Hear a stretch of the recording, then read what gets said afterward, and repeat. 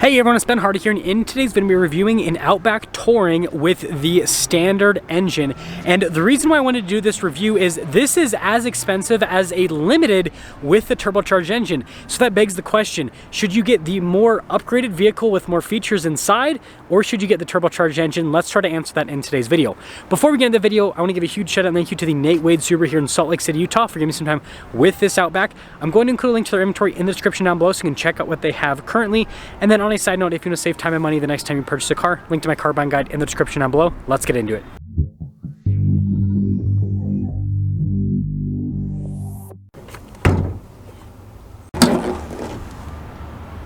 Powering this is a naturally aspirated 2.5 liter flat 4 cylinder that goes through a CVT automatic. Fuel economy is 26 around town and then 32 on the highway, with power outputs being 182 horsepower and then 176 pound-feet of torque. Now, before we go over the front end, I do want to mention, if you want to see more videos just like this, then I recommend you subscribe because I post content every single day. Starting with the hood, you guys can see it's raised there on either side and in the center, and I think it's a good look. Coming down below, we've got the new upgraded LED daytime running lights, and then you guys can see with the headlights, and then we have the cladding here off to the side, and then notice how that goes into the fog light area. Got the Subaru logo with a camera below the logo. And when you put it all together, I do like the new front end design here with the Outback. Coming around the side here, our time well setup is 225, 60, 18 in the front and over in the rear. And you guys can see here with the wheels, you got the silver on the top with the metallic gray below that. Now I've got these chunky fender flares here, and then notice the trim all along the side with the Outback logo. And then I love the silver there on the mirror cap, and you guys can see with all of the window trim, and then also on the door handles as well. And then here is your full side view on the Touring. So here's our key fob. We have our unlock function or lock function, the opening here for the hatch, and yeah, that's pretty much it. So we'll pop it open.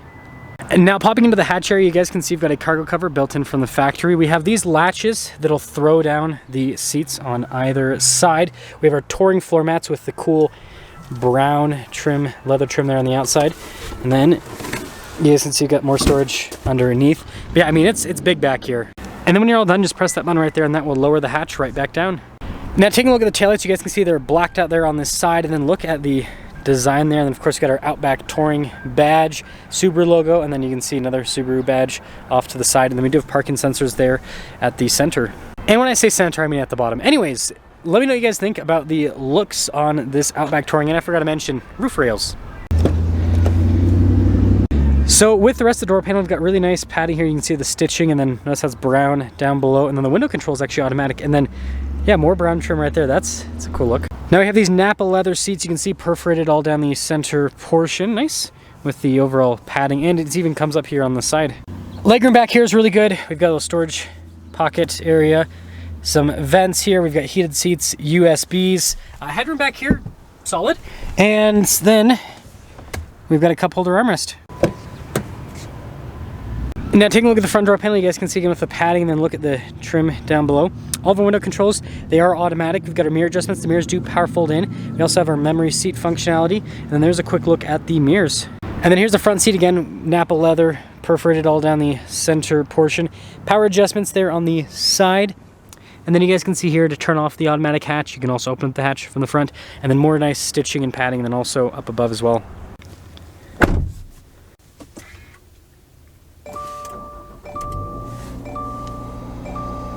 Now taking a look at the steering wheel, really nice trim all around. It's definitely nicer than the Limited. Functions are pretty similar though. Heated steering wheel button, adaptive cruise control with steering assist, voice command, volume controls, all of that stuff. Paddle shifters here on the back as well. And then your stalks there on the back on top of that. And then taking a look at the gauge cluster, you guys can see mostly analog. You do have that screen there that'll show you different bits of info on the car. Like right now, you can see it shows how much fuel range we have, and of course the all-seeing Subaru eyesight eye as well, call it now. Now when I put it into reverse, we do have the backup camera with trajectory lines that turn with the steering wheel. Resolution is actually pretty solid, and we have that front camera view as well. I can press the camera button and that'll pop on, so that's definitely nice. As for the rest of the infotainment system, Subaru's larger unit. You've got analog controls for the volume and tuner buttons. We've got our climate controls here, and then we have heated and ventilated seats in this, dual zone climate. Response time with this is really good, actually. I mean, Things happen pretty quick when you press it. You got your X mode, right? Off-road mode. But yeah, great infotainment system. I do like this on the dash, and then you guys can see the trim here. And then there is a little like storage space here just up above the glove box, which the glove box is really big here in the Outback. And then speaking of storage, we have our little charging area. That's what I like to call this. Then you can see parking brake, and then our shifter for that CVT, and then your camera view button right next to it.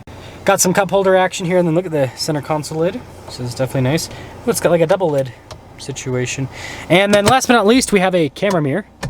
Nice feature. And then we also have a sunroof up top. Now taking a look at the window sticker here, 2024 Outback Touring, base MSRP $40,345. After all options and everything, $41,640, which is basically the same price as a limited XT. So let's drive it and see if you should go for more options or more power.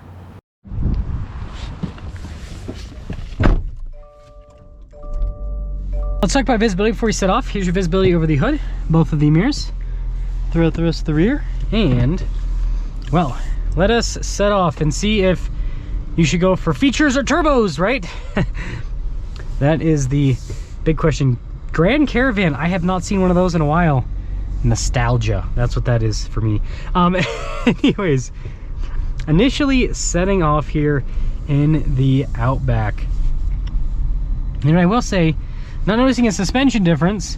So whether you go turbo or non-turbo, suspension is about the same, which is good. The Outback suspension is really comfy.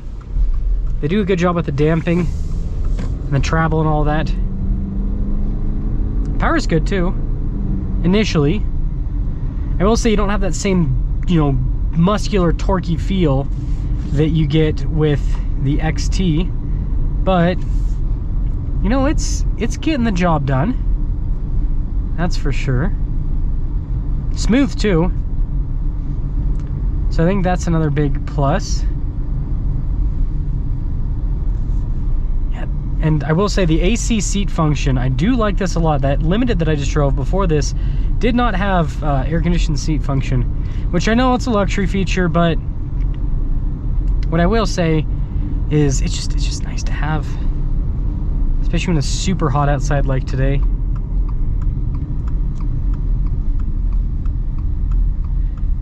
Yeah, so far I like the overall feel. I think that they've done a good job just with the overall tuning. And these Napa leather seats, if I'm being honest, they're not any more or less comfortable than the seats in the Limited that are, they're just leather trimmed is how Subaru describes them. So I'm not noticing a difference there. Yeah, I feel like I have to get in throttle more, but again, at low speeds, it's not too obnoxious. Like I feel like, again, getting into the throttle more, but I'm not like, oh man, it needs way more power. It's adequate. I think that's a good way to describe it. But let's kind of punch it a little bit here. Yeah, that's where you feel the difference. When you get on it more, that's definitely where you feel the lack of a turbo, I guess is the best way to put it. So, yeah, let's get into summing things up here with this regular Outback. First off, I mean, let me know what you guys think about the new Outback styling, but I think the new Outback looks good. I like this new style. I like the cladding and the interior layout. I like Subaru's new interior layout. Like, everything makes sense, and I think it looks good as well. And then when it comes to driving, the Outback's really comfortable. The seat comfort's good, whether you get these Napa leather seats or the leather trimmed seats. They're comfortable. And then, you know, when it comes to the driving experience, like I said, suspension's comfortable. Should you get the turbo or should you get the features? I think it's going to depend. Like, what's your driving like? If you're driving on the interstate all the time, yeah, to get the turbo. But if you're just mostly driving around town, you're not really doing a lot of interstate driving, I think that this is fine. This is enough power, and you know, having the rear view camera mirror, the heated and cooled, well, sorry, cooled seats. The Limited has heated seats. The nicer seats, right? These, I mean, I will say, even though they're not necessarily more comfortable, they do look nicer. So these seats do have that going for it. So yeah, I think it's worth it if you're doing around town driving to go for the upgraded features rather than the engine. But yeah, if you're definitely going to do more interstate driving, higher speed driving, you're going to want to get the turbo, especially here at higher elevation. It does make a pretty big difference when it comes to the acceleration. And again, when you just look at the power figures, right, you've got like 100 pound-feet of torque more in the turbo, so like it's going to feel punchier.